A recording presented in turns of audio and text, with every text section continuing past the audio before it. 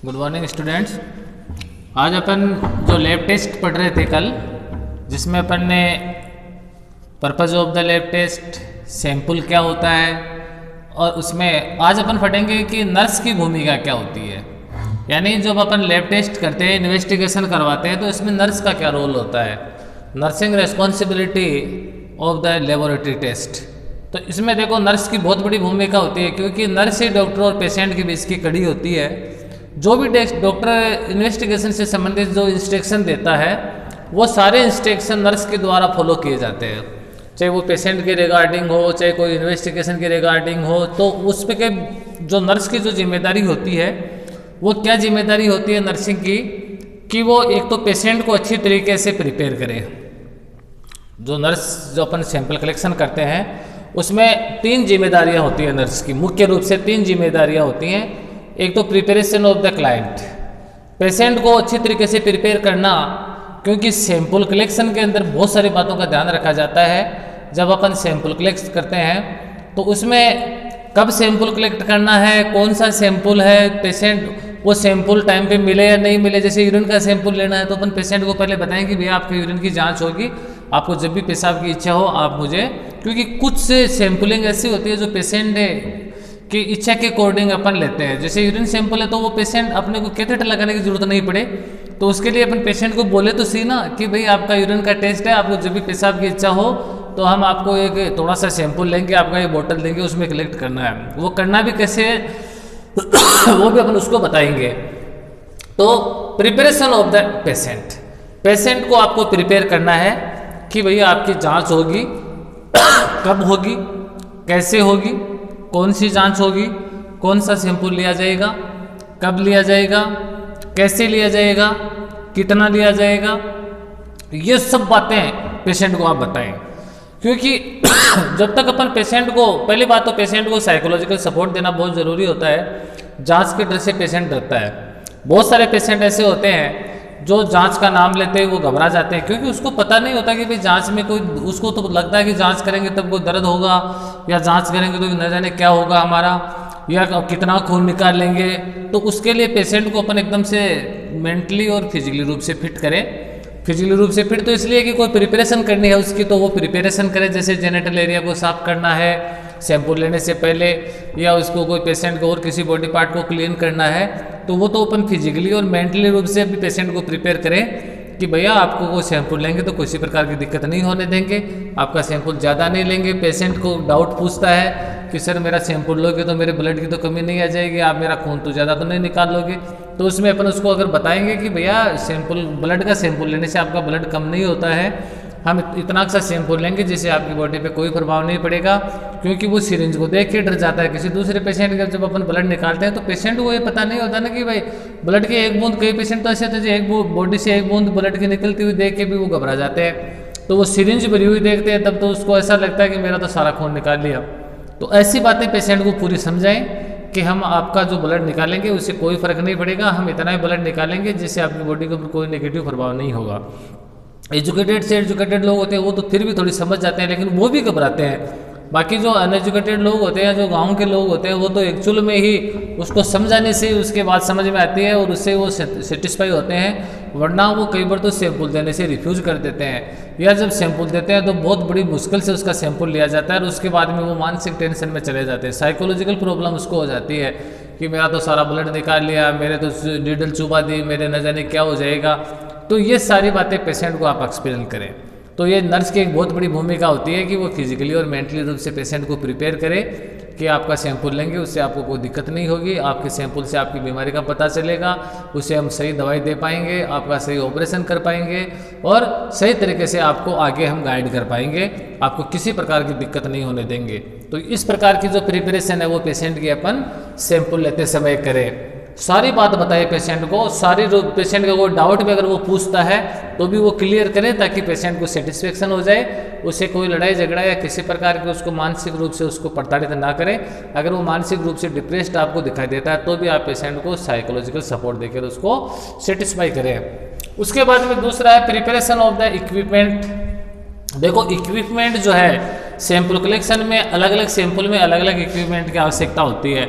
तो आपको इस चीज़ का जरूर पता होना चाहिए कि कौन सा सैंपल लेते समय कौन सा सामान चाहिए, क्या क्या सामान अपने को चाहिए, वो पूरा प्रिपेयर करें और एकदम नीट एंड क्लीन, हाइजीनिंग का बहुत ध्यान रखा जाता है उसमें, क्योंकि हाइजीनिंग के बगैर वो अपना सैंपल इन्फेक्टेड हो जाएगा और पेशेंट के सैंपल में अगर इन्फेक्शन नहीं है तो या तो अपने हाथों का या कोई दूसरे पेशेंट का या कोई अपने सैंपल इन्फेक्टेड सैंपल बोतल ले ले, उसका जो इन्फेक्शन है वो उसके टेस्ट में आ जाएगा।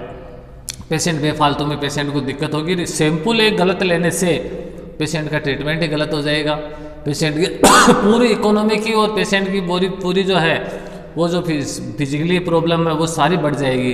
पेशेंट के ज़्यादा पैसे लगेंगे, अलग मेडिसिन चलेगी जिसका एक्चुअल में डायग्नोसिस भी नहीं हो पाएगा। पेशेंट को दिक्कत कुछ और थी, आपकी लापरवाही से उसको दिक्कत कुछ और आ गई सैंपल के अंदर। तो इस प्रकार से अपन है वो अपन पेशेंट की जो है वो सैंपल लेते समय उसके जो आर्टिकल्स है उसमें साफ सफाई का, हाइजीनिंग का बहुत ज़्यादा ध्यान रखना पड़ता है अपने को।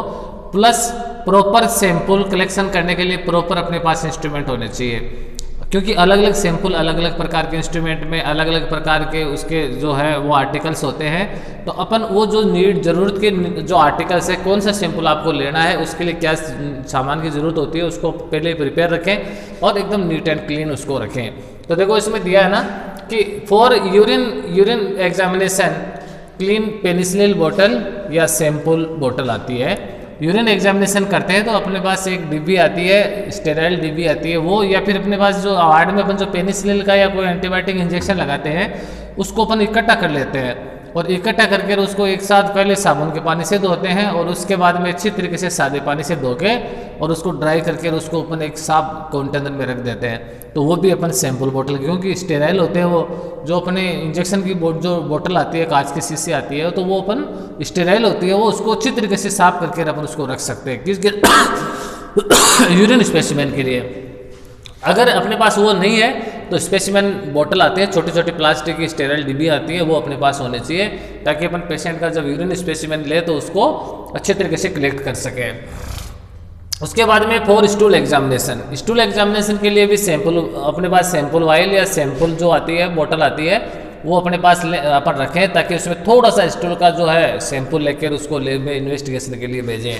तीसरा है स्पुटम कप, ये स्पुटम की जांच जो टीबी के पेशेंट होते हैं उसके लिए अपन स्पुटम कप होता है छोटा, वो स्टील का बना हुआ, उसमें अपन अर्ली मॉर्निंग का स्पुटम सैंपल लेकर उसको कवर करके और उसको अपन लैब में भेजें। जो टीबी के पेशेंट होते हैं जिसको खांसी कप होता है उसके लिए ये जाँच जरूरी है। उसके बाद में है स्टेराइल टेस्ट ट्यूब या स्टेराइल बोतल for use of the collection या body fluid of the secretion with needed chemicals. अपने पास स्टेराइल टेस्ट ट्यूब या स्टेराइल बोतल होती है जो ब्लड का सैंपल लेते हैं और उसमें कई ब्लड सैंपल ऐसे होते हैं जिसके अंदर कुछ केमिकल मिले हुए होते हैं जिसको ईडीडी वाइल बोलते हैं, जो ब्लड का क्लॉट नहीं बनने देते।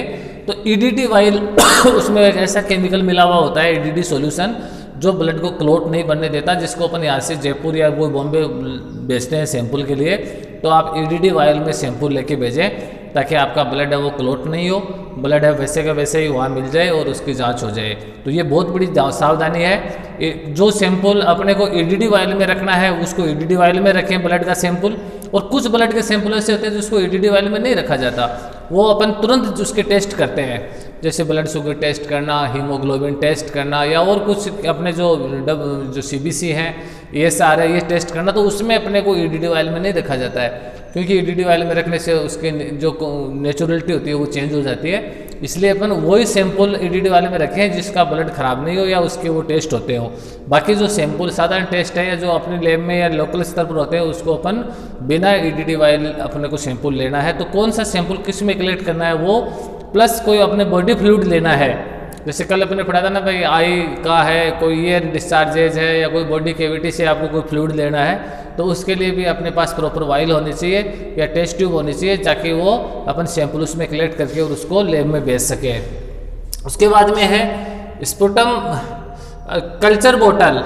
कल्चर बोतल जो है जो ब्लड का कल्चर टेस्ट होता है, ब्लड का कल्चर टेस्ट उसके नेचर को चेक करने के लिए होता है कि इस पेशेंट के कौन सी दवाई सूट होगी। कल्चर टेस्ट में क्या होता है कि किस प्रकार के इसके इन्फेक्शन है, इसके इन्फेक्शन के लिए उसको किस प्रकार की दवाई उस पर सबसे ज़्यादा सटीक होगी।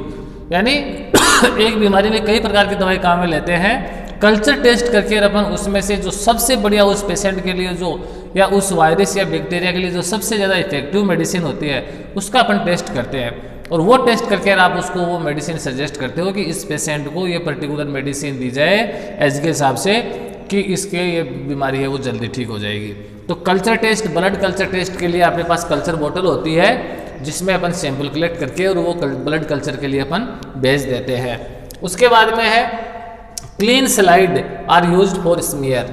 अपन जब कोई मलेरिया का टेस्ट करते हैं या कोई स्लाइड टेस्ट करते हैं अपन, तो अपने पास से क्लीन स्लाइड होनी चाहिए। मोस्टली मलेरिया की स्लाइड अपन बनाते हैं, ब्लड स्मीयर बनती है, उस पर एक बूंद उसके स्लाइड के ऊपर डाल के और दूसरी स्लाइड से उसके ऊपर अपन उसको फैला देते हैं और एक फिल्म बना देते हैं। वो बारीक फिल्म है, उसको ड्राई होने के बाद में अपन उसको एक जो अपने पास कंटेनर होता है उसमें अपन सेफ रख के और उसमें पेशेंट की आइडेंटिटी लिखते हैं नंबर वाइज से, 1 नंबर 2 नंबर 3 नंबर ऐसे, और उस पेशेंट का नाम कि 1 नंबर स्लाइडिस पेशेंट के, 2 नंबर स्लाइडिस पेशेंट के, ऐसे क्रम से मिक्स नहीं होनी चाहिए, नहीं तो दूसरे पेशेंट की जांच दूसरे पेशेंट की हो जाएगी।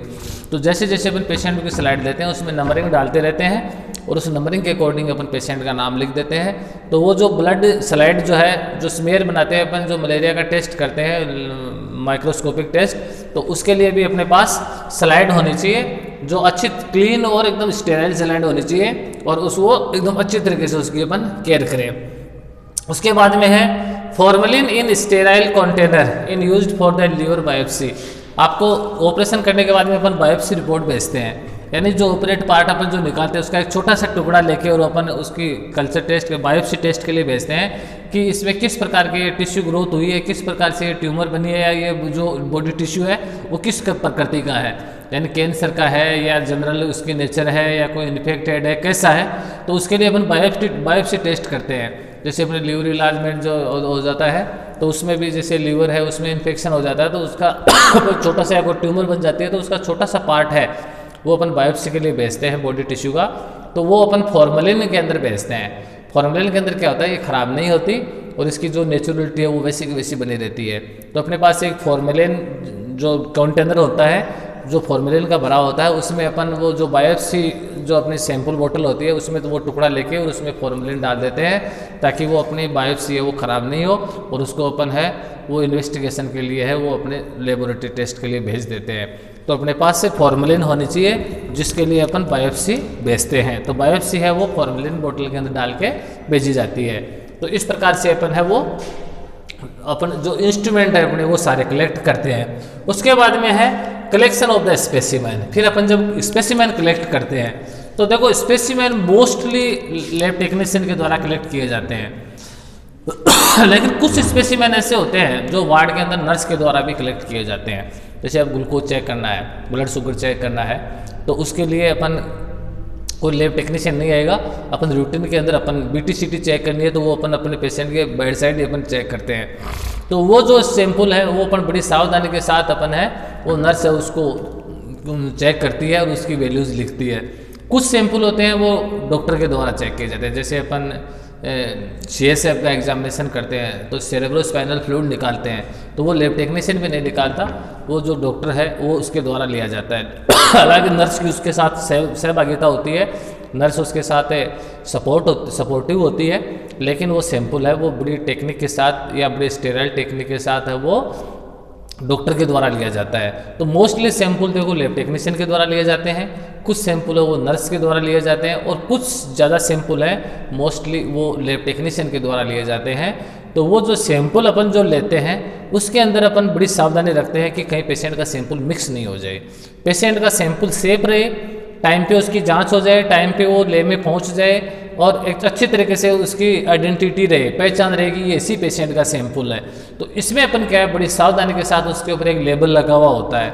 सैंपल बोतल के ऊपर अपन एक लेबल लगाते हैं, इन्फॉर्मेशन लेबल जिसको बोलते हैं। वो लेबल जो है वो अपन बड़ी सावधानी के साथ उसके ऊपर इन्फॉर्मेशन लिखते हैं। देखो इसमें पहला वार्ड नंबर, पेशेंट कौन से वार्ड का है वो उसके ऊपर लिखते हैं।